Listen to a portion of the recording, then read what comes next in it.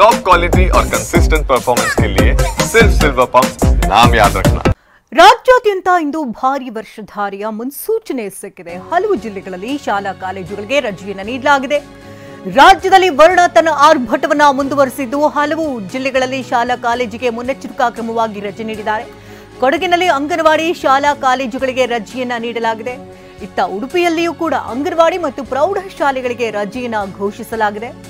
ಹಾಗೆ ದಕ್ಷಿಣ ಕನ್ನಡದಲ್ಲಿ 5 ತಾಲೂಕಿನ ಶಾಲೆಗಳಿಗೆ ಇವತ್ತು ರಜೆಯನ್ನ ನೀಡಲಾಗ್ತಾ ಇದೆ.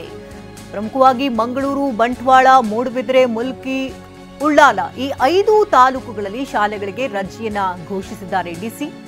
ಚಿಕ್ಕಮಗಳೂರು ಜಿಲ್ಲೆಯಲ್ಲಿ ಪ್ರೌಢಶಾಲೆಗಳವರೆಗೆ ರಜೆಯನ್ನ ನೀಡಲಾಗಿದೆ. ಚಿಕ್ಕಮಗಳೂರು, ಕಳಸ, ಮೂಡಿಗೆರೆ, ಶೃಂಗೇರಿ, ಎನ್ಆರ್ಪುರ, ಕೊಪ್ಪ ತಾಲೂಕಿನಲ್ಲಿ ಶಾಲೆಗಳಿಗೆ ಇಂದು ರಜೆಯನ್ನ ಘೋಷಿಸಲಾಗಿದೆ.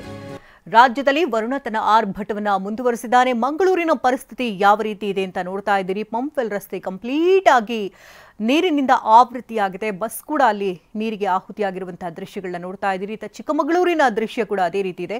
ಟ್ರ್ಯಾಕ್ಟರ್ನಲ್ಲಿ ಕಾರು ಸಾಗಾಟ ಮಾಡಲಾಗ್ತಾ ಇದ್ದಾನೆ. ಅಷ್ಟು ಪ್ರಮಾಣದಲ್ಲಿ ರಸ್ತೆ ತುಂಬೆಲ್ಲ ನೀರು ತುಂಬಿಕೊಂಡಿರೋದ್ರಿಂದಾಗಿ ರಸ್ತೆ ಯಾವುದು, ಹಳ್ಳ ಯಾವುದು, ಕೊಳ್ಳೆ ಯಾವುದು ಯಾವುದೂ ಕೂಡ ಗೊತ್ತಾಗದಂತಹ ಪರಿಸ್ಥಿತಿಯಲ್ಲಿ ನಿರ್ಮಾಣ ಆಗಿದೆ.